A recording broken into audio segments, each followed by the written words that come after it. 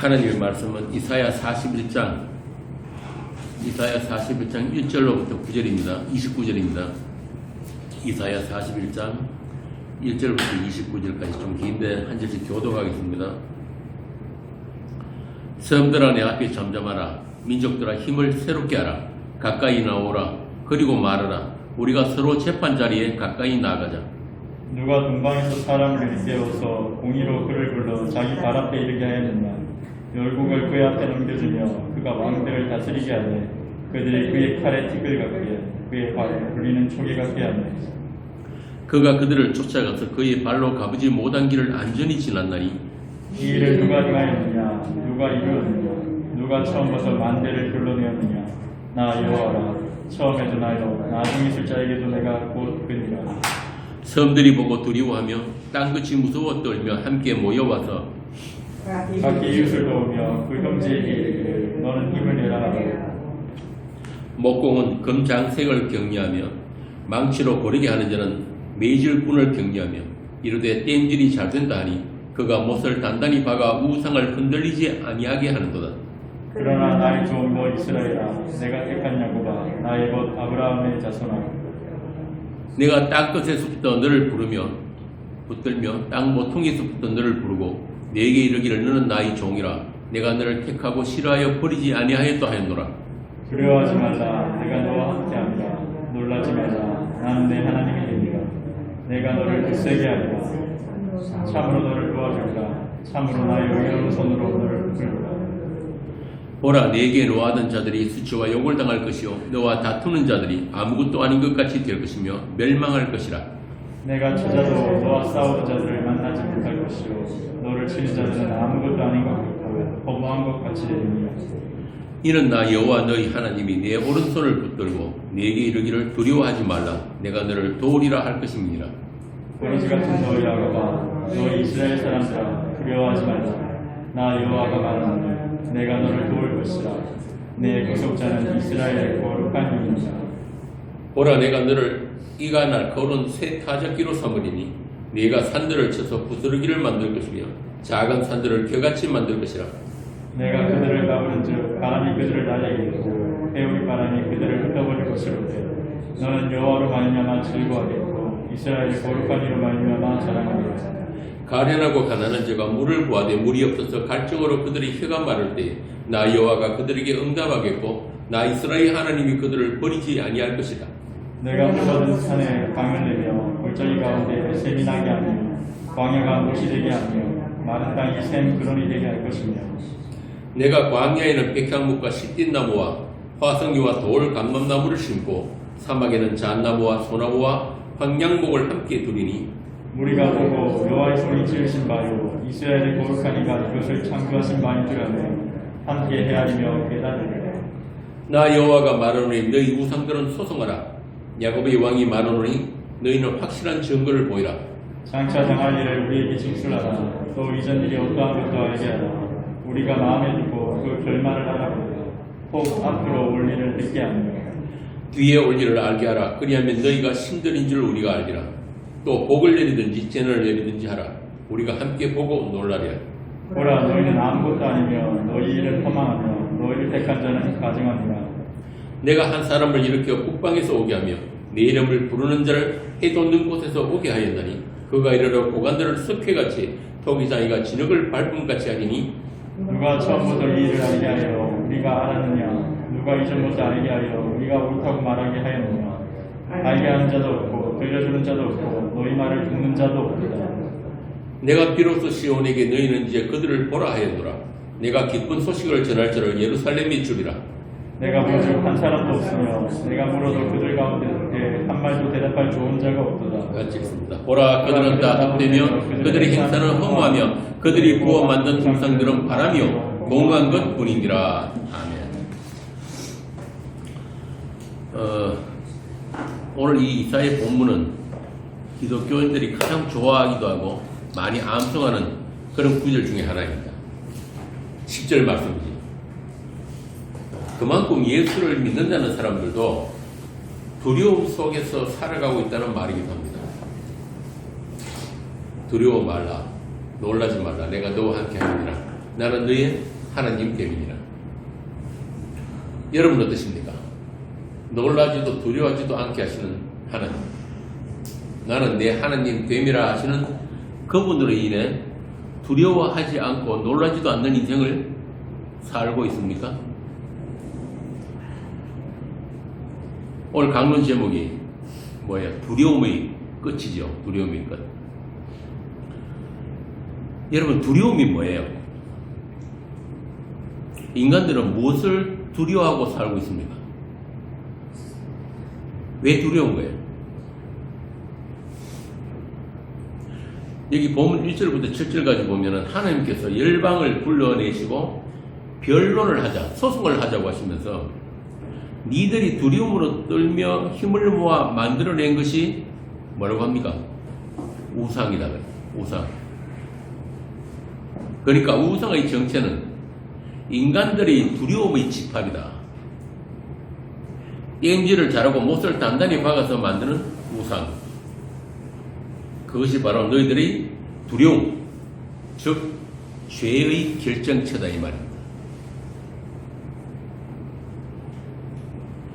그러니까 우리가 흔히 말하는 그 우상, 그 우상의 본질은 뭐냐면 우리의 두려움, 불안, 부끄러움 이런 것들로부터 시작된 게 우상이에요. 그래서 이방 민족들뿐 아니라 이스라엘 역사 내내 섬겼던 그 우상.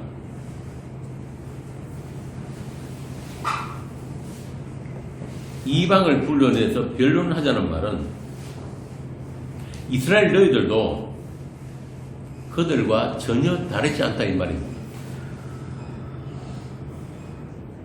에덴에서 쫓겨난 모든 아담의 두려움,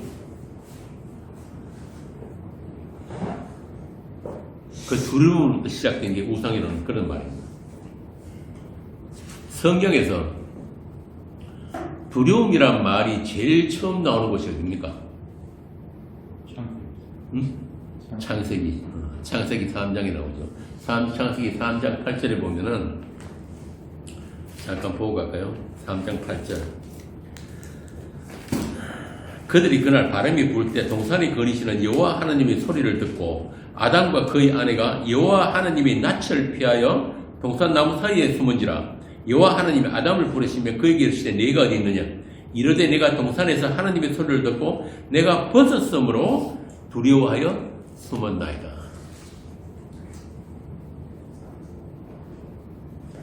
하나님이 금지하신 선악 열매를 따먹은 아담이 자신의 벌거벗음을 알고 하나님을 그때부터 두려워하게 된 거예요. 하나님이 두려움의 대상이 되어버렸단 말이죠. 하나님께서 찾아오심을 알고 하나님의 낯을 피해서 나무 뒤에 숨기까지 합니다. 이게 정말 하나님의 형상으로 지은 아담 맞습니까? 그래서 이것은 인간의 근원적인 불안, 두려움은 어디서부터 시작됐다는 거예요? 하나님으로부터 분리됨. 하나님과의 단절이라는 것을 보여주는 그런 그림이에요. 선악과라는 죄로 인한 하나님과의 단절이 두려움을 불러오고 스스로를 하나님을 피해서 숨게 되는 아담의 처음 자리 이탈. 이게 좀 어려운 말로 존재의 불안이라고 합니다. 존재의 불안. 하나님이 자기 형상대로 지으신 아담이 하나님이 창조의 목적인 그 보시기에 좋았더라 하신 그 자리를 떠나서 하나님의 낯을 피해 자기 자리를 만들고 자기 손으로 치마를 해입은 아담의 역사. 그 죄인의 역사가 그때부터 시작이 된 거예요. 그게 두려움의 시작입니다.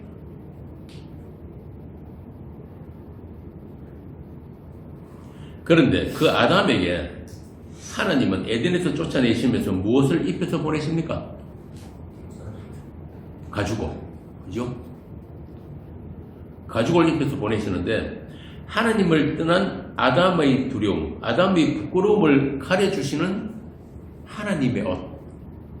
하나님이 손수 지어서 입혀주신 그 옷. 이렇게 에덴 동산의 이야기는 하나님이 손수 입혀주시는 그 가죽 옷으로 마무리가 돼요. 이게 에덴 이야기의 끝이란 말이에요. 다시 말하면은 아담의 범죄로 인해 전개되는 모든 인류의 역사는 아담이 가졌던 그 두려움과 부끄러움의 역사로 점철이 될 것인데, 그것은 그 자체로 심판으로 끝나는 것이 아니라 하나님의 가죽옷을 겨냥한 역사이고 그 하나님의 함께 하심을 보여주는 역사라는 것을 이 에덴의 이야기가 지금 암시하고 있는 거예요. 그냥 에덴에서 쫓아내시는 게 아니고 하나님께서 손수 지으신 가죽옷을 입혀서 에덴 밖으로 쫓아내신다. 이게 바로 나는 내 하나님 됨이라. 참으로 나의 의로운 오른손으로 너를 붙들리라. 이 말씀이 이때부터 시작이 된 거예요. 그래서 이 세상 역사는 하나님의 하나님 되심을 보여주는 역사입니다. 우리 성도에게는 그래요. 하나님의 영광을 위해서 존재하는 세상과 만물이다. 그 궁극적 영광을 위해 전개되는 역사다. 그것을 로마서에서는 주로 말미암고 주를 위해 있고 주께로 돌아간다고 하는 것입니다. 그분이 알파요 오메가예요. 그분이 시작이고 마침이라고. 우리가 이 세상의 주인도 아니고 우리가 이 세상 역사의 시작도 아니라는 거예요. 이 세상과 역사는 그분 안에서 그분의 목적대로 완료되는 것을 그분의 은혜와 사랑의 대상들에게 펼쳐 보여주기 위한 역사입니다. 이게 우리 성도들의 역사관이에요. 그래서 선지자는 그들에게 놀라지 말라, 두려워하지 말라고 하는 거예요. 역사의 주인이, 이 세상의 주인이 따로 있다는 이야기입니다. 무엇 하나도 그분의 뜻을 벗어나서 우발적으로 일어나는 사건은 없다는 거예요. 그렇게 너희들이 하나님, 이스라엘의 하나님은 자기 약속에 전능하신 하나님이라는 것을 보여주기 위해서 너희들 이스라엘이 불려나왔고 너희들이 그 하나님이 약속 안에서 지금 그 역사의 한 부분으로 살고 있다는 뜻입니다. 그래서 세상 열방들과 달리 이스라엘은 그 언약의 하나님, 아브라함과 이삭과 야곱에게 약속하신 그 하나님을 알아야 하는 이스라엘입니다. 그들만 존재의 불안에서 해방될 수 있어요. 아브라함의 하나님, 이삭의 하나님, 야곱의 하나님을 모르는 데서 오는 두려움. 선지자들이 외쳤던 그 하나님을 모르고 그 하나님에게 돌아오지 않음으로 해서 그들에게는 놀랄 일들만 있다. 하나님으로부터 오는 평강이 없었다. 이스라엘 역사 내내 그랬단 말이에요.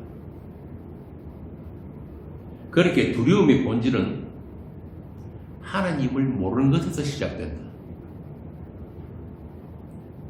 육신을 쫓아서 육신의 생각대로 살아가기 때문에 너희들에게는 평안이 없다. 이 같은 말씀이 로마서 8장에 나옵니다. 로마서 8장 6절, 7절 한번 읽어보세요.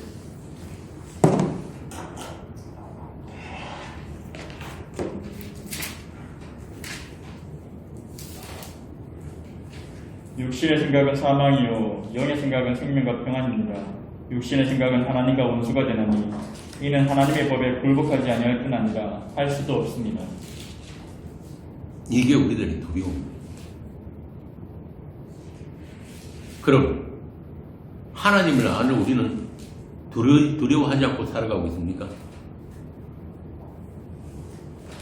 하나님의 모든 우리에게 닥치는 나쁜 일들, 우리가 싫어하는 일들, 내가 원치 않는 불행한 일들을 다 막아주시고 일어나지 않게 하셔서 우리가 평안을 누리는 거예요. 그랬으면 참 좋겠죠. 그런데 이스라엘을 우리가 봐서 알다시피 하나님은 그 하나님의 평강, 이스라엘이 마땅히 누려야 하는 그 자유를 누리게 하기 위해서 어떻게 하시냐면 이스라엘을 이방 민족이 포로로 끌려가게 하십니다. 그것도 무려 70년 동안. 그래서 우리 성도들이 살아가는 그 인생에서의 두려움은 그런 세상의 일반 두려움과 다른 거예요. 성도는 다시 말해 이스라엘은 그 두려움을 통해서 자신과 세상으로부터 눈을 돌려 하나님의 약속을 바라보게 된다. 이것이 다른 겁니다. 그냥 두려워 떨면서 주저앉아 있는 게 아니고 그 하나님의 다스리심, 하나님의 그 역사 속에서 마침내 그 약속의 하나님, 아브라함의 하나님, 그 하나님을 바라보게 되는 거예요. 이게 이스라엘의 구원의 현실입니다. 그러니까 우리가 늘 갇혀있고 매여있는 게 뭐예요? 우리 생존이잖아, 생존. 그 생존으로부터 생명으로 눈이 들리는 거예요.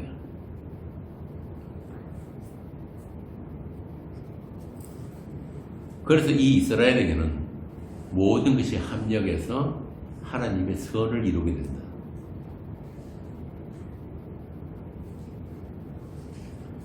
다시 말하면 이러한 모든 환난과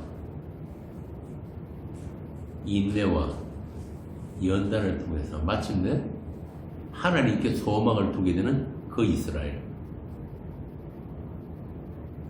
다시 말하면 하나님과의 관계 회복. 그래서 사도는 우리로 하여금 보이는 것이 아닌 땅의 것이 아닌 하늘의 것을 보라고 하는 거예요. 고로새서 3장 1절부터 3절 보겠습니다. 고로새서 3장 1절에서 3절 제가 읽겠습니다. 그러므로 너희가 그리스도와 함께 다시 살리심을 받았으면 위의 것을 찾으라. 거기는 그리스도께서 하나님 우편에 앉아 계시느니라. 위의 것을 생각하고 땅의 것을 생각하지 말라. 이는 너희가 죽었고 너희 생명이 그리스도와 함께 하나님 안에 감추어졌습니다. 우리가 늘 불안하고 두려워하는 게 뭐예요? 한 단어, 우리 목숨이잖아요. 우리 존재의 가장 근원에 있는 두려움이 뭐냐면 이 목숨, 죽음에 대한 공포란 말이에요. 그런데 오늘 본문에도 뭐라고 합니까? 고로새서에서 이는 너희가 이미 죽었고 근데 1절에 보면 또 너희가 살았기 때문에 다시 살리심을 받았다 이렇게 이야기를 하는 거예요. 그리스도와 함께 십자가에서 우리의 이 육신이 죽고 그 그리스도와 함께 죽은 자들은 반드시 그리스도와 함께 다시 살리심을 받았는데 너희들이 생명은 어디 있다? 그리스도와 함께 하나님 안에 감추어져 있다. 이걸 보라는 거예요. 너희가 두려워하고 불안해하고 하는 그 가장 밑바탕에 뭐가 있냐면 바로 너희들의 존재의 불안이 있는데 그 존재의 불안은 그리스도 안에서만 해소되는 것이다. 진짜 존재는, 진짜 있음은 그리스도 안에서만 너희들이 있음이 된다. 그리고 너희들의 그 생명은 어디 있다? 하나님 안에 감추어져 있기 때문에 이 세상 어떤 피조물도 그 무엇도 그것을 빼앗을 것이 없다. 이게 우리 평화란 말이에요. 이게 우리 평강이고. 그런데도 두렵습니까?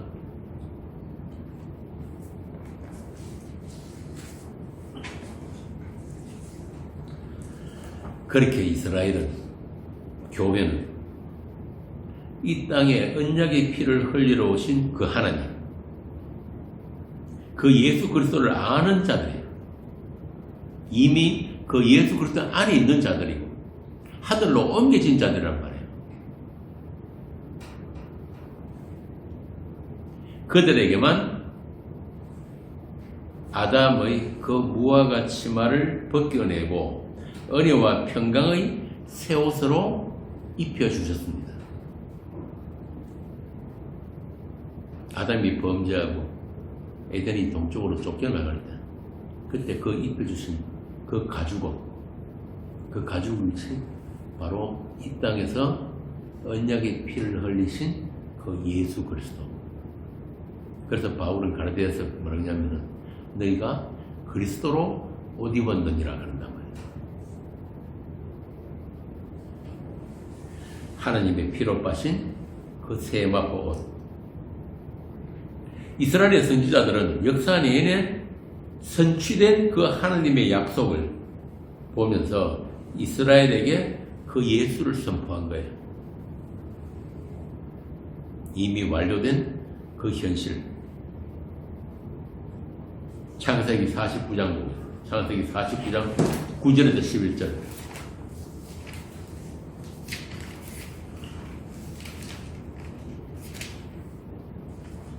유다는 사자 새끼로다. 내 아들아 너는 움킨 것을 짚고 올라가보다. 그가 엎드리고 웅크리니 수사자 같고 암사자 같으니 누가 그를 범할 수 있으랴.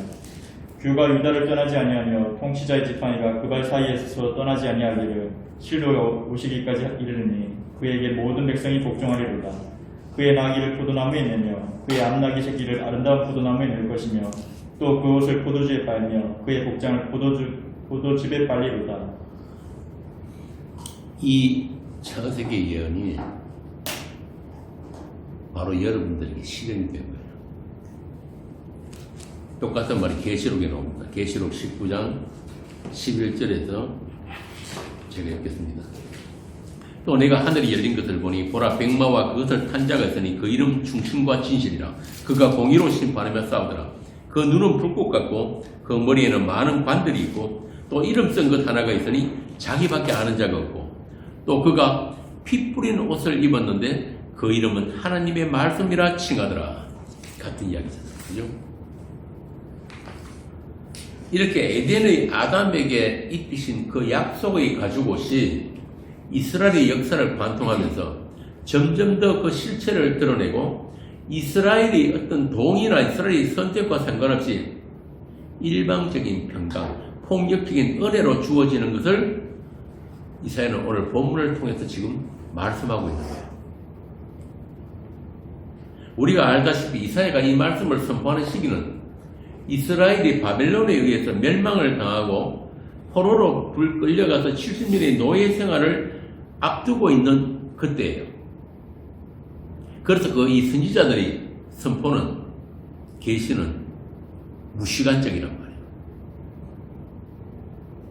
이사야 당시뿐만 아니라 오고 오는 모든 세대를 통해서 이미 이루어진 그 묵시적인 현실, 이미 묵시 안에 완료된 그것들을 이 역사 속에 펼쳐내시는 그 하나님의 그 역사, 구속사를 그러죠. 그걸 앞당겨 보면서 그 선취된 것, 미리 이루어진 것들을 선포하고 있단 말이에요.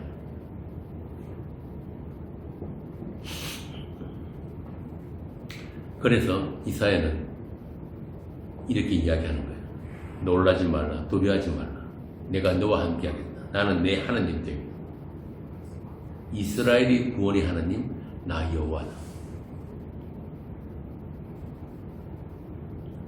그렇게 구원은 폭력적으로 일방적으로 침노에 들어오는 구원입니다. 우리가 바라는 그런 구원이 아니란 말이에요. 하나님의 뜻대로만 이루어지는 거예요. 그것을 알 때 우리가 평안하다 그러는 거예요. 이스라엘은 그런 놀라움과 두려움 속에서 그들과 함께 하시는 그 언약의 하나님을 만나게 되는 거예요. 그 하나님의 일방적이고 폭력적인 그 은혜 가운데서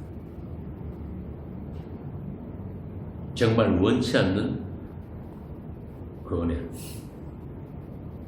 그래서 구원은 반드시 하나님의 맹렬한 진노의 포도주 틀을 밟는, 그래서 그 옷이 피로 물드는 그 심판이 전제된 구원이라는 것을 알아야 되는 거예요. 우리가 원하는 구원은 그런 거 아니었잖아요. 나도 좋고 하나님도 좋은 그런 구원. 그런 구원은 없단 말이에요. 왜? 우리는 범죄한 아담들입니다. 그래서 반드시 하나님의 구원이 무엇인가를 보여주시기 전에 하나님의 그 심판이 나타나야 되는 거예요. 어느 인간도 그 맹렬한 하나님의 진노를 감당할 자가 없기 때문에 하나님은 그 분노를 약속의 아들에게, 인자에게 쏟으신 거예요. 그게 아까 우리가 읽었던 그 내용입니다. 이사야 63장 보겠습니다. 이사야 63장 1절에서 6절. 1절에서 6절. 같은 이야기예요. 에돔에서 오는 이 누구며 붉은 옷을 입고 고스라에서 오는 이 누구냐. 그의 화려한 의복 큰 능력으로 걷는 이가 누구냐. 그는 나이니 공의를 말하는 이요 구원하는 능력을 가진 이니라. 어찌하여 내 의복이 붉으며 내 옷이 포도즙 틀을 밟는 자 같으냐. 만민 가운데 나와 함께한 자가 없이 내가 홀로 포도즙 틀을 밟았는데 내가 노함으로 말미암아 무리를 밟았고 분함으로 말미암아 짓밟았으므로 그들의 소년이 내 옷에 튀어 내 의복을 다 더럽혔으니 이는 내 원수 갚는 날이 내 마음에 있고 내가 구속할 해가 왔으나 내가 본즉 도와주는 자도 없고 붙들어주는 자도 없으므로 이상하게 여겨 내 팔이 나를 구원하며 내 분이 나를 붙들었음이라. 내가 노함으로 말미암아 만민을 밟았으며 내가 분함으로 말미암아 그들을 취하게 하고 그들의 손들이 땅에 쏟아지게 하였느니라. 실로의 옷이 붉게 물들었다고 그러죠. 하나님께서 죄에 대한 진노로 원수를 밟으셨는데 그 피가 자신을 붉게 물들입니다. 이 말은 하나님이 실로가 우리의 죄에 대한 분노를 하나님 자신에게 퍼부으신 거예요. 이게 구원입니다. 성자 하나님의 십자가 죽음. 그리고 그 죽음으로 끝나는 게 아니라 그 죽음은 이스라엘, 우리 교회에게 나누어지는 죽음이며 그 피의 빤옷을 입게 되는 교회에게 재현되는 죽음이다. 재현되는 십자가다. 그것이 지금 현재 시점으로 그 말씀을 살아내는 여러분, 교회입니다.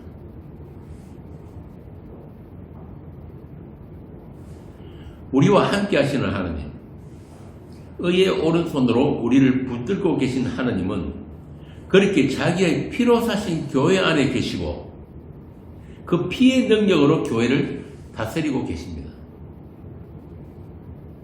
그래서 사도들이 그런 거예요. 핏뿌림을 얻은 교회, 핏뿌림을 얻은 나그네. 쉽게 말해서 그 피가 없으면 교회 아니다 이 말이에요.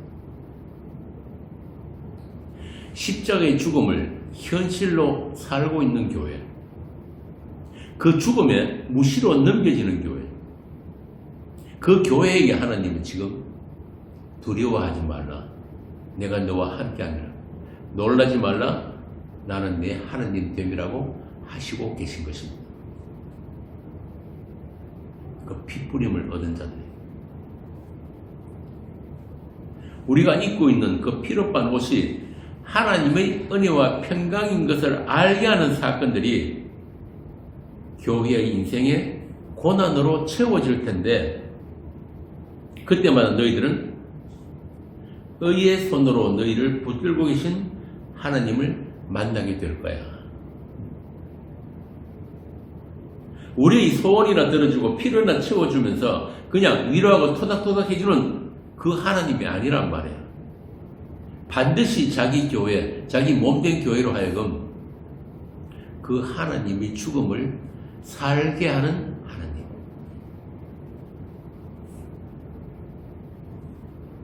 그래서 사도는 교회에 보내는 그의 편지마다 그 하나님의 은혜와 평강을 빌어주는 거예요. 이 말은 무슨 말입니까? 반드시 핏부림을 얻은 그 교회들은 그 하나님의 고난, 남겨진 예수 그리스도의 고난을 살게 될 텐데 그 교회에게 하나님의 은혜와 평강이 함께 할 거야 이 뜻입니다. 나중에 서신서들 다 한번 찾아보세요. 서두의 인사말에서 어떻게 시작되는지 안 빠지는 게 바로 뭐냐면 이 은혜와 평강이란 말이에요. 놀람의 사건, 두려움의 사건들 때로는 마치 하나님으로부터 버림받은 것 같고 세상의 힘 앞에 지렁이처럼 짓밟힐 것 같은 너희들을 내가 땅끝에서부터 부르며 내가 너를 택하고 싫어하여 버리지 아니하였다. 내가 너를 너의 오른손을 붙들고 도울 것이니 내가 두려워하던 것들이 아무것도 아닌 것을 보게 될 것이고 너의 계적들이 일순간에 사라질 것이다. 진짜 사라집니까? 여러분들이 인생을 살면서 예수 믿는 그 성도들이 그 성도들 인생에 믿습니다 하면 기도 많이 하면 그 어려운 일들 다 해결되는 거예요. 어떻게 사라집니까? 믿음 안에서, 예수 안에서 똑같이 세상 사람들과 같은 그 고통과 고난을, 어려움을, 아픔을 겪고 사는데 단지 그 해석이 다르단 말이에요. 내용이 달라지는 거예요. 어떻게? 믿음으로, 예수 안에서. 요한일서 5장 4절 봅시다. 요한일서 5장 4절. 제가 읽을까요?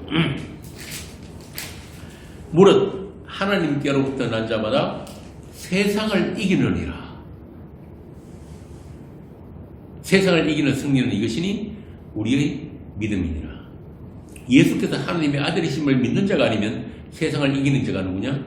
이는 물과 피로 임하신 이니 곧 예수 그리스도시라. 물로만 아니요 물과 피로 임하셨고 증언하는 이는 성령이시니 성령은 진리니라. 이걸 또 잘못 해석하면 예수만 잘 믿으면 세상을 어떤 고난도 다 이겨낼 수 있고 세상을 전부 다 자기 발 앞에 복종시키는 그런 믿음의 용사가 될 수 있다. 그거 아니거든요. 그게 아니에요. 여기서 말하는 세상을 이기는 그 믿음은 뭐냐면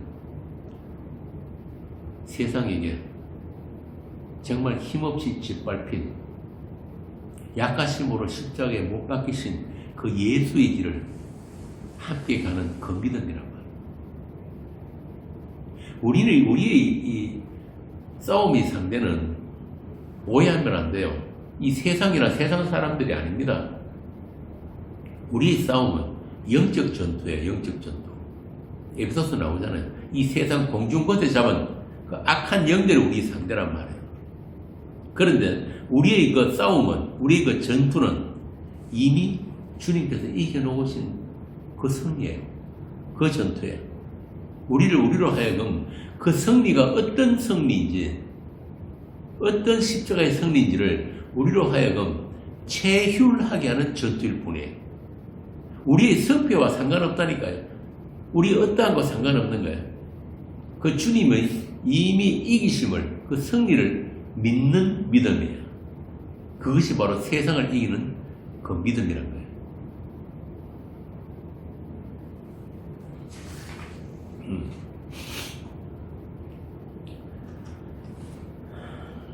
그래서 그 하나님의 현실을 보면서 내가 너를 창조하신 하나님, 내가 먼저 너를 사랑하신 하나님인 줄을 알라는 거야.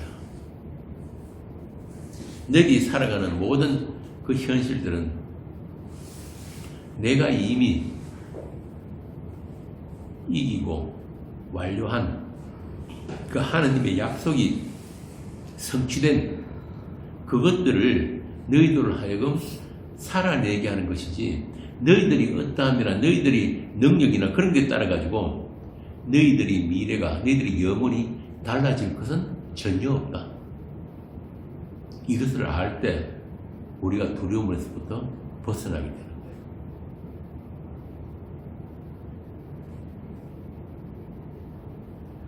그래서 그 하나님께서 너희들이 두려움으로 만든 그 우상들을 내 앞으로 불러 나에게 송사해봐라, 이렇게 말씀하시는 거예요. 너희들이 그 두려움의 정체가 무엇인지 내가 밝히고 보여주겠다는 것입니다. 너희들이 두려움은 과거와 현재와 미래가 하나이신 영원하신 그 여호와 하나님 앞에서 아무것도 아닌 것을 드러내게 될 것이다. 진규씨, 두려움이 뭐예요?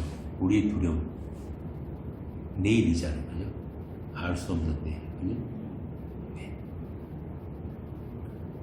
우리가 지금 이렇게 소수의 사람들이 모여가지고 주일날 예배를 드리는데,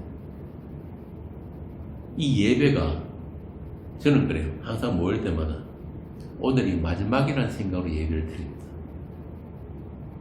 코로나 때문이 아니고 내일 주님 오실 수 있기 때문에. 그래서 우리 내일은 뭐예요? 예수예요. 우리 내일은 24시간 뒤가 아니고 우리 내일은 예수란 말이에요. 그렇게 여러분들은 이 시간 속에 사는 사람들이 아니라 그리스도라는 묵시적 공간, 묵시적 시간, 그 영혼 안에 사는 사람들이에요. 그런데 뭐가 두려워요? 내가 내일을 준비하고 내가 내일을 책임지는 사람들이 아니라니까요. 오늘 우리 읽지 않았는데 주가 계시단 말이에요. 주가 우리 읽계시 하는 말대로 주가 계시다는 그 말 안에 이 모든 게 들어있는 거예요.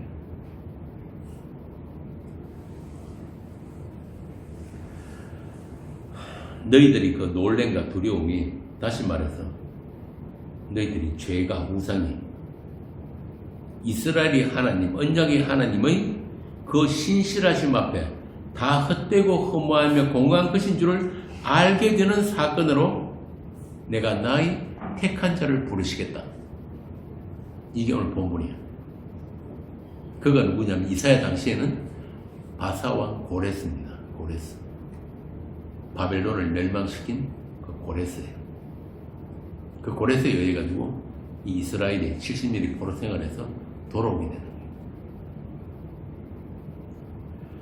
이 고레스는 이방신의 마르둑을 섬기는 왕입니다. 그런데 뭐라고 하냐면은 기름 부음 받은 나의 종, 나의 목자라고 하신단 말이에요. 이스라엘 너희들이 오해하고 그래서 섬기는 나 여호와가 어떤 하나님인지를 알게 하기 위해서 북방에서 해돋는 곳에서 불러낸 나의 종 고레스다. 그런 하나님의 사건, 그 구속의 역사가 펼쳐질 때 비로소 너희들을 붙들고 계신 하나님을 너희들이 알게 될 거야. 그 하나님의 은혜와 평강에 눈이 열릴 때 너희들은 더 이상 두려워하지 않게 될 것이다. 너희들이 두려움이 찬송으로 변하게 될 것이다. 우리가 이사야를 쭉 해오면서 앞에서도 우리가 봤잖아요. 이스라엘의 찬송. 교만의 자리에서 내려와 은혜만 꼭 붙드는 그런 이스라엘로 내가 만들어내고 말겠다. 물론 이 고레스는 종말에 오실 예수 그리스도의 모형입니다. 그분이 다 이루심으로 죄와 사망에 물러간 그 십자가의 승리를 앞당겨서 보여주는 사건으로 구속자 고레스의 역할입니다. 그런 이스라엘 주변의 열강들의 전쟁과 부침, 그 부침의 역사까지 하나님은 이스라엘의 우상의 정체를 깨어 부수는 일에 사용하시는 거예요. 너희들이 만들어낸 너희들이 하나님, 그거 아니라는 거예요. 이방신을 섬기는, 원래 이방신이라는 건 없잖아요, 그죠? 마라뚝이든 뭐든 간에 바알이든 아스토신 그런 신은 원래 없는 거니까. 그런 이방신을 섬기는 고레스까지도 사용해서 과연 너희들이 아는 그 하나님이 어떤 하나님인지를 보여주시겠다.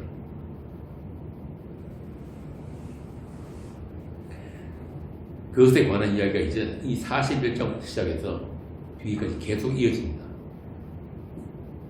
자, 여기서 우리는 이스라엘이 그렇게 두려워하고 불안해했던 그 근본적인 원인, 다시 말해서 그들이 우상성에 대해서, 죄에 대해서 좀 더 바라볼 필요가 있습니다.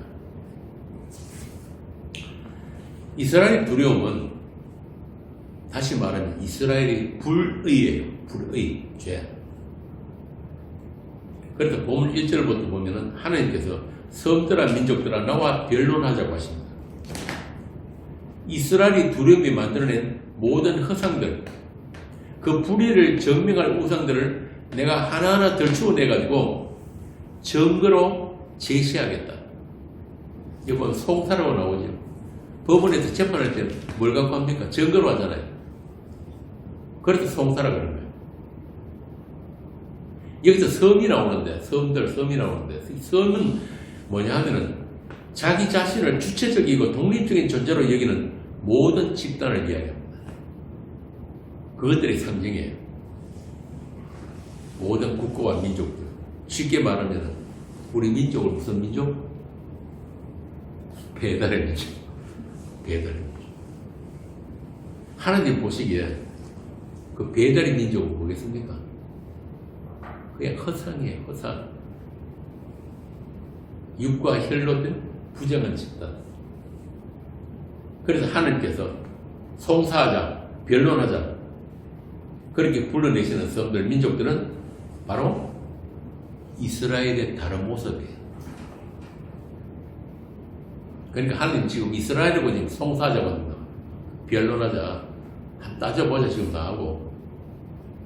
이스라엘 리더의 실체가 바로 이렇다는 것을 역사의 주인이신 하나님께서 일으키시는 사건들을 통해서 보여주시겠다는 것입니다. 그래서 하나님의 관심은 하나님의 약속을 담은 이스라엘이기 때문에, 너희들은 내 약속을 담은 이스라엘이기 때문에 내가 너희들과 변론하고 송사하면서 너희들을 나에게로 돌이키겠다. 그 반대는 뭐겠습니까? 그 반대는 내어버려 두시죠. 내어버려 두시죠. 그래서 성도 여러분들의 인생에 그 하나님의 송사가 계속 이어지고 있는 거예요. 아무것도 아닌 일인데도 불구하고 하나님께서 자꾸 여러분에게 시비를 거는 거예요.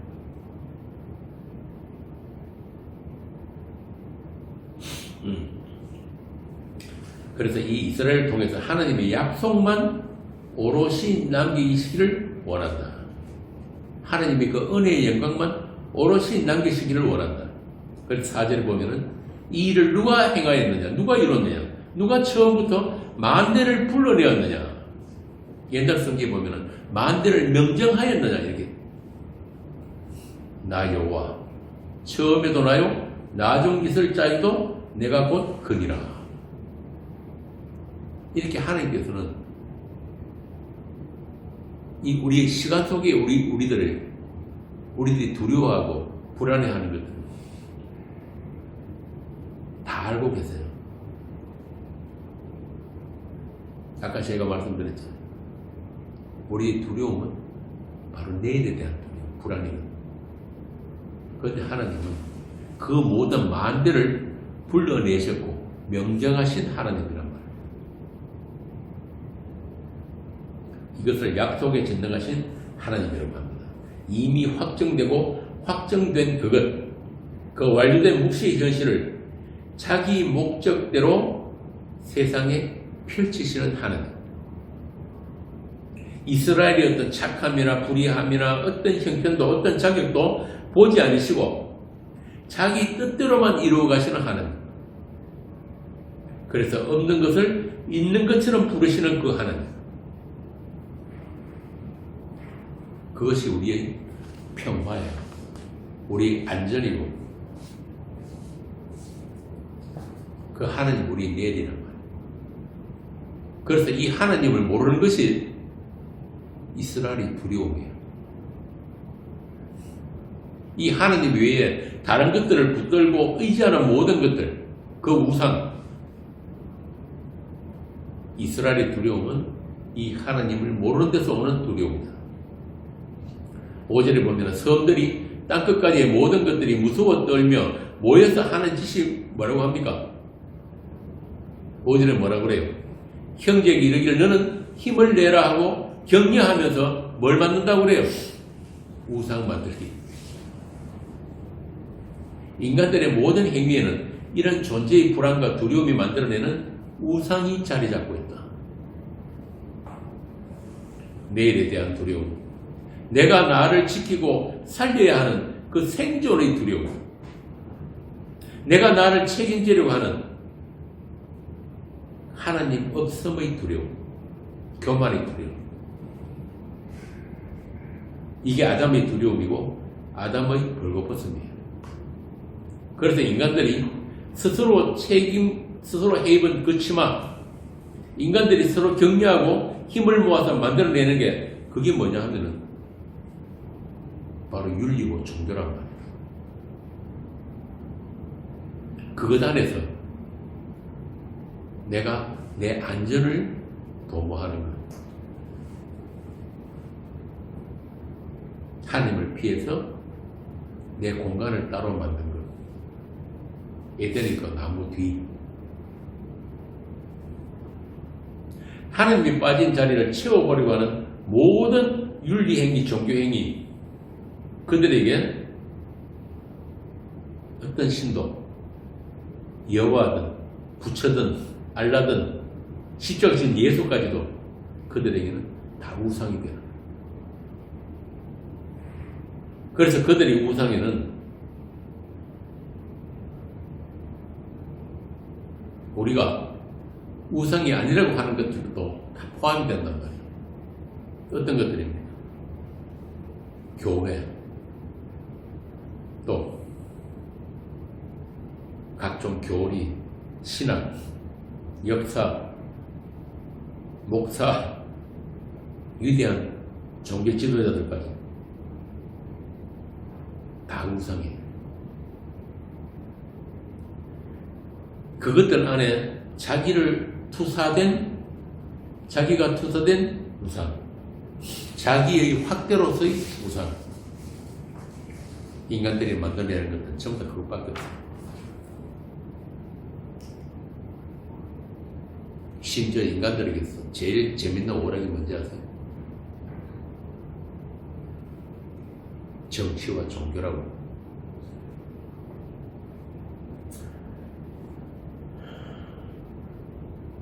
이 이스라엘의 역사 속에 나타난 모든 우상들이나 오늘 우리가 보고 있는 종교인들의 우상들이나 조금도 다를 바가 없다. 그래서 역사의 본질은 세상 끝날까지 변하지 않는다. 이 세상은 변해서는 안 되는 세상입니다. 이것을 선지자들이 이스라엘 향해서 어떻게 외쳤는지 한번 찾아봅시다. 예레미야 2장 4절. 예레미야 2장 4절부터 한번 읽어보세요. 몇 절까지? 4절부터 19절까지 읽어보세요. 야곱의 집과 이스라엘 집 모든 족속들아 여호와의 말씀을 들으라. 나 여호와가 이와 같이 말하노라. 너희 조상들이 내게서 무슨 불의함을 보았기에 나를 멀리하고 헛된 것을 따라 헛되이 행하였느냐. 그들이 우리를 애굽 땅에서 인도하여 내시고 광야 곧 사망과 구덩이 땅 건조하고 사망이 그늘진 땅 사람이 그곳으로 다니지 아니하고 그곳에 사람이 거주하지 아니하는 땅을 우리가 통과하게 하시던 여호와께서 어디 계시냐 하고 말하지 아니하여도다.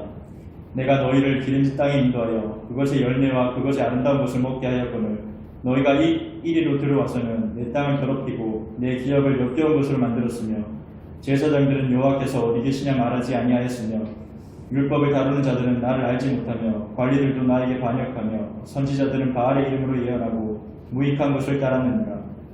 그러므로 내가 다시 싸우고 너희 자손들과도 싸우리라. 여호와의 말씀이니라. 너희는 깃dim 섬들에 건너가 보며 게달에도 사람을 보내 이 같은 일이 있었는지를 자세히 살펴보라. 어느 나라가 그들의 신들을 신 아닌 것과 바꾼 일이 있느냐. 그러나 나의 백성은 그의 영광을 무익한 것과 바꾸었도다. 너 하늘아 이 일로 말미암아 놀랄지어다. 심히 떨지어다. 두려워할지어다. 여호와의 말씀이니라. 내 백성이 두 가지 악을 행하였나니 곧 그들의 생수에 근원되는 나를 버린 것과 스스로 웅덩이를 판 것인데 그것은 그 물을 받지 못하여 터진 웅덩이들이니라. 거기까지 합시다. 이스라엘의 두 가지 악이 뭐라고 합니까? 생수의 근원이신 나를 버렸다. 그리고 너희들이 물을 가두지 못하는 웅덩이를 판 것이다. 이스라엘 역사 내내 이스라엘은 그 하나님을 오해하고 잘못 섬겼다는 이야기. 열심을 냈는데 그 열심히 만들어낸 것들이 전부 다 뭐라는 거예요? 우상이었다. 이렇게 이스라엘의 실패나 오늘날 종교인들의 허상, 다시 말해서 우상 섬김이나 다른 게 전혀 없다. 언약의 그 하나님을 모르기는 마찬가지다. 언약의 피를 흘리신 예수를 모르기는 일반이다. 생명 없음의 그 허무함, 헛됨. 그러나 나의 종 이스라엘아, 내가 택한 야곱아, 나의 벗 아브라함의 자손아. 하나님은 자신이 선택하고 자기가 불러내신 그 아브라함, 그 야곱을 기억하시고 그 이스라엘을 끝까지 버리지 아니하시겠다고 하십니다. 오늘 본문에 나옵니다. 무엇 때문에? 그 폐해간 이스라엘을 왜 끝까지 버리지 않으시겠다는 거예요? 이유가 뭐예요? 방금 읽었잖아. 나의 친구 아브라함에게 한 그 약속 때문에. 그 약속 때문에. 이렇게 하나님께서는 자기 약속에 신실하시고 자기 약속에 전능하신 하나님. 이 하나님이 이스라엘 하나님이다. 그런데 이스라엘은 역사 내내 어떤 하나님을 찾았어요? 이스라엘을 위한 하나님. 이스라엘을 지키시고 이스라엘을 다른 모든 세계 열방 위에 우뚝 세우실 그 하나님. 요즘 말로 하면 내 잘되게 해주는 하나님. 나를 위한 예수.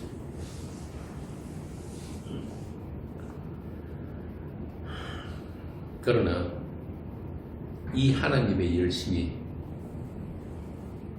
이 하나님의 이 신실하신 우리 구원이고 우리의 생명인 거예요. 자기 약속에 신실하신 그 하나님의 열심이 오늘 이사야 본문에서 어떻게 나타나느냐. 나의 어려운 오른손으로 너를 붙들겠다. 나의 하나님됨을 너에게 보여주겠다. 내 구속자는 이스라엘의 거룩한이다.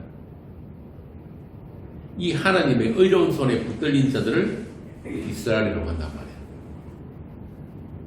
이 하나님의 거룩한 손, 하나님의 거룩한 이에게 붙들린 자들, 그 하나님의 어려운 손이 누굽니까? 예수 그리스도. 이스라엘은, 교회는 그 예수 그리스도 안에서만 모든 두려움이 사라지는 하나님의 사람들, 아들들입니다. 그 구속자의 그 어려운 손에 붙들림으로 놀라지 않고 수치를 당하지 않으며 하늘의 평화를 누리게 되는 하나님의 백성입니다. 그 하나님의 의로우심과 그 하나님의 평화를 가르치시려고 이스라엘 안에 있는 그 우상들을 심판해 버리시는 하나님. 기름 부음 받은 종 하나님의 목자 고레스를 통해서 이스라엘이 의지하고 바라보던 그 세상 힘, 그 열강들을 심판해 버리신 거예요. 그런 역사적인 사건을 통해서 이스라엘의 남은 자들이 마침내 하나님께 돌아오게 됩니다.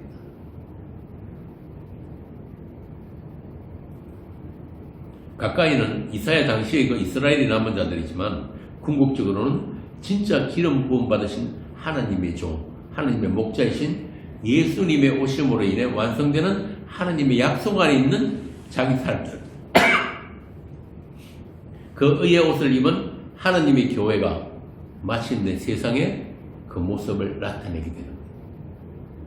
하나님의 의로우신 오른손, 이스라엘의 거룩한 이의 구속함을 입은 의의 아들들, 빛의 아들들이 마침내 이 땅에 나타나게 된 것입니다. 그들에게 하나님은 이 본문의 말씀을 들려주고 계신 거예요. 지금 본문 10절에서 14절까지 다시 읽어보겠습니다. 함께 읽어볼까요? 뭐라고 하시는지. 두려워하지 말라. 내가 너와 함께하니라. 놀라지 말라. 나는 네 하나님이 됨이라. 내가 너를 굳세게 하리라. 참으로 너를 도와주리라. 참으로 나의 의로운 오른손으로 너를 붙들리라. 보라, 내게 노하던 자들이 수치와 욕을 당할 것이요 너와 다투는 자들이 아무것도 아닌 것 같이 될 것이며 멸망할 것이라. 내가 찾아도 너와 싸우던 자들을 만나지 못할 것이요 너를 치는 자들은 아무것도 아닌 것 같고 흠한 것 같이 되리니 이는 나 여호와 너의 하나님이 내 오른손을 붙들고 내게 이르기를 두려워하지 말라. 내가 너를 도우리라 할 것입니다. 보레지 같은 너 야곱아, 너 이스라엘 사람들아, 두려워하지 말라. 나 여호와가 말하노니 내가 너를 도울 것이라. 내 구속자는 이스라엘의 거룩한 이니라. 아멘. 이 말씀이 실행되고 있기 때문에 여러분 인생에 지금 작동되고 있기 때문에 여러분이 버려지 같고 지렁이 같이 약한 모습으로 그 약속을 지금 살고 있단 말이에요. 그 하나님의 의, 그 구속의 은혜만 꼭 붙들게 하시려고 세상 어떤 힘도 우상도 의지하지 못하게 하시려고 세상이 보기에 버려지 같고 지렁이 같도록 여러분들을 붙들고 계신 거예요. 그 하나님의 오른손으로, 의의 손으로. 이것을 은혜라고 합니다. 이것을 또 평강이라고 합니다. 그게 하나님의 사랑입니다. 다른 사랑은 없어요. 물론 우리는 하나님의 그 손을 싫다고 늘 뿌리치고 살지만은 내가 내 인생을 살아보겠다고 그 탕자처럼 아버지의 유산을 탈취해가지고 진나간 그 탕자처럼 살지만 우리 하나님은 한 번도 여러분을 잊으신 적이 없단 말이에요. 아까 하나님 뭐라고 하십니까? 나는 이 이스라엘, 나의 택한 이스라엘, 내가 택한 그 야곱을 절대 잊어진 적이 없다. 절대 버린 적이 없다. 내가 땅끝에서 너를 붙들며 땅 모퉁이에서 너를 부르고 내가 너를 택하고 내가 너를 싫어하여 버리지 아니하였다고 늘 우리 마음에 그 아버지의 사랑을 들려주시는 거예요. 어떻게? 말씀을 통해서. 우리가 이렇게 이 자리에 모이는 이유가 그 사랑을 나누기 위해서 모이는 거예요. 그 영원히 변치 않는 그 은혜의 사랑. 다른 목적 없어요. 우리가 그것을 나누고 그것으로 기뻐하고 그것으로 찬송하는 것. 이게 예배란 말이에요. 돼지우리에서 돼지들과 지엄 열매를 다투고 있는 그런 우리들에게 들려지는 그 음성이 바로 하나님의 용서요, 평화요, 하나님의 사랑이요, 하나님 되심입니다. 세상은 듣지 못하고 보지 못하는 하나님의 그 완료된 약속의 현실. 이스라엘은 그 하나님을 알기 위해, 그 하나님의 긍휼을 얻기 위해서 바벨론으로 끌려가 70년의 노예 생활을 하면서 그발 강가에서 하나님의 위로와 하나님의 거룩하신 구속자를 기다려야 하는 거예요. 그게 바로 여러분의 인생이에요. 여러분이 굳이 이 약한 모습으로 그 죄 있는 이 육신을 가지고 인생사를 해야 되는 이유가 바로 그거 하나 알려고 그런 거예요. 다른 거 이루고 남길 거 아무것도 없단 말입니다. 그 하나님의 약속과 위로와 사랑과 은혜가 뭔지를 알고 돌아가는 거예요. 어디로? 그 약속이 있다는 거예요.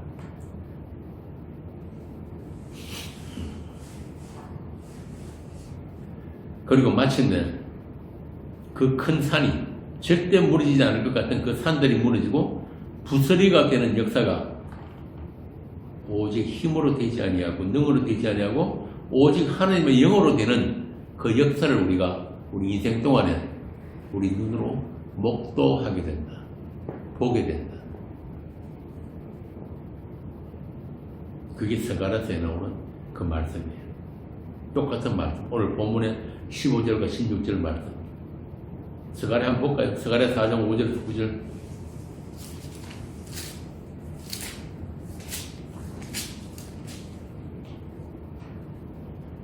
5절에서 9절. 5절에서 9절. 내게 말하는 천사가 대답하여 이르되 내가 이것들이 무엇인지 알지 못한 4장 5절에서 9절. 내게 말하는 천사가 대답하여 이르되 내가 이것들이 무엇인지 알지 못하느냐 하므로 내가 대답하되 내 주여 내가 알지 못하나이다 하니 그가 내게 대답하여 이르되 여호와께서 스룹바벨에게 하신 말씀이 이러하니라. 만군의 여호와께서 말씀하시되 이는 힘으로 되지 아니하며 능력으로 되지 아니하고 오직 나의 영으로 되느니라. 큰 산아 내가 무엇이냐 내가 스룹바벨 앞에서 평지가 되리라. 그가 머릿돌을 내놓을 때에 무리가 외치기를 은총이 그에게 있을지어다 하리라 하셨고 여호와의 말씀이 또 내게 임하여 이르시되 스룹바벨의 손이 이 성전의 기초를 놓았은즉 그의 손이 또한 그 일을 마치리라 하셨나니 만군의 여호와께서 나를 너희에게 보내신 줄을 내가 알리라 하셨느니라. 아멘. 하나님의 약속의 성취가 마침내 성전의 머릿돌을 내어놓았다. 성전이 누구예요? 여러분들이 성전이에요. 하나님의 집. 머릿돌이신, 기초돌이신 예수 그리스도 안에서 서로 연결하여 지어져가는 하나님의 집, 그 하나님의 교회. 마침내 그 약속의 성취가 지금 선지자를 통해서 선포되었단 말입니다. 그래서 오늘 15절, 16절 제가 읽을게요. 뭐라고 하는지 같은 말이에요. 보라 내가 너를 이가 날카로운 새 타작기로 삼으리니 내가 산들을 쳐서 부서기를 만들 것이며 작은 산들을 기같이 만들 것이라. 네가 그들을 까부른즉 바람이 그들을 날리겠고 회오리 바람이 그들을 흩어버릴 것이로되 너는 여호와로 말미암아 즐거워하겠고 이스라엘이 거룩한 이로 말미암아 자랑하리라. 어떻습니까? 여러분도 그 하나님의 영의 역사를 지금 보고 계신 거예요? 살고 계신 거예요? 여러분들의 인생에 그 하나님의 그 역사가, 약속의 말씀의 역사가 지금 이루어지고 있습니까? 그럼 찬송하시면 돼요. 여러분들 지으신 목적이 딴 것이요. 바로 그 역사를, 하나님의 영의 역사를 보면서 찬송하라고 지으신 거예요. 오늘날 이 땅에 아직 남아있는 교회가 할 일은 바로 그거예요. 다른 것 없단 말이에요.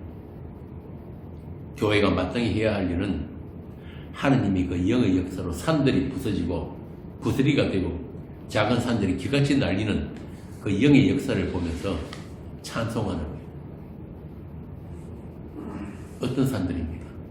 우상의 산, 종교의 성전이 세워져 있는 그 산을 향해서 우리가 전거하고 외치는 거예요.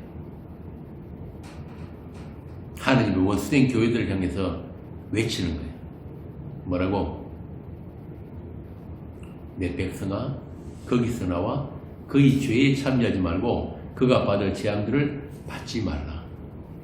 계시록 18장을 나오는 천사가 외치는 그 말씀, 여러분들이 다 천사예요. 하나님이 보내신 사자란 말이에요. 메신저들. 마땅히 여러분들이 해야 할 일은 그 예수 그리스도로 말미암아 하나님의 약속이 온전히 성취된 그것, 그 종교의 성전들이 산들이 다 무너진 것들에 대해서 증거해야 될 그 본분이에요. 하나님의 성도는 이미 무너진 큰 성 바벨론을 향해서 외치는 광야의 소리들이다. 주님의 의로운 손에 붙들려서 그 큰 성으로부터 끌려 나왔기 때문에 이제 그들의 눈에는 무너진 그 바벨론이 보이고 불타고 있는 그 큰 성이 보인단 말이에요. 그래서 외치는 거예요.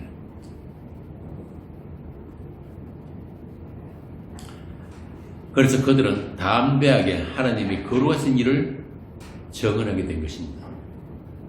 버려지고 지렁이 같은 그들을 붙들고 계신 하나님이 그들을 굳세게 하시고 그들이 말씀이 되시며 그들의 승리가 되신 거예요. 본문 17절에서 20절 한번 읽어보세요.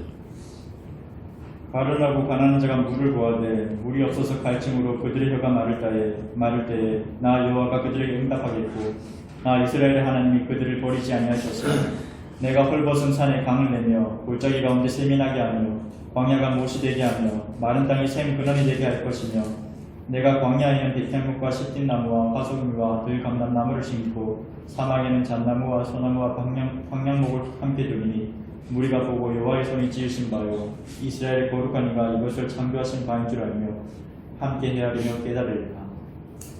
헐벗은 산, 풀한폭이 없는 그 광야에 강을 내고 그 강가에 심겨진 나무들이 바로 여러분들. 그 은혜의 생수의 강에 그 강가에 심겨온 나무가 바로 여러분들이에요.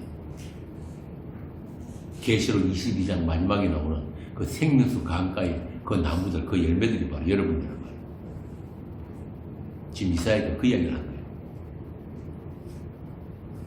이사야에게 약속하신 그 말씀이 오늘 여러분들에게 이루어진 것입니다. 그 이스라엘이 그발 강가에서 그렇게 사모하고 기다렸던 그 은혜의 날, 그 해방의 날이 여러분들에게 성취된 거예요.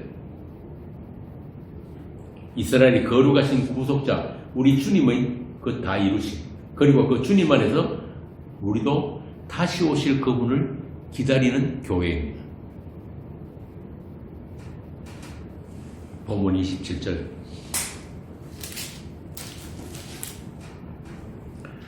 내가 비로소 시온에게 너희는 이제 그들을 보라 하였노라. 내가 기쁜 소식을 전할 자를 예루살렘에 주리라.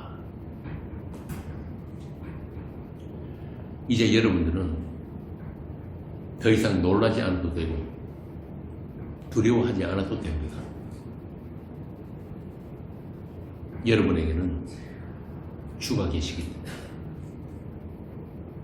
두려움의 끝에 만난 자유이며 두려움의 끝에 만난 은혜와 평강입니다. 하나님은 그런 여러분이 하나님 되심을 부끄러워하지 아니하시고 우리를 위해서 한 성을 예비하셨습니다. 그 성이 바로 여러분이에요. 하나님의 신부 새 예루살렘 성. 주님과 함께 다스릴 그 새하늘과 새 땅을 바라보면서 이제 얼마 남지 않은 여러분의 인생을 잘 살아내시길 빕니다. 그 마지막은 영생입니다. 기도하겠습니다.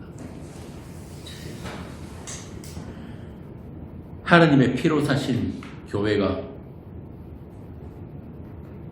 세상 속에서는 버러지 같고 지렁이같이 약하지만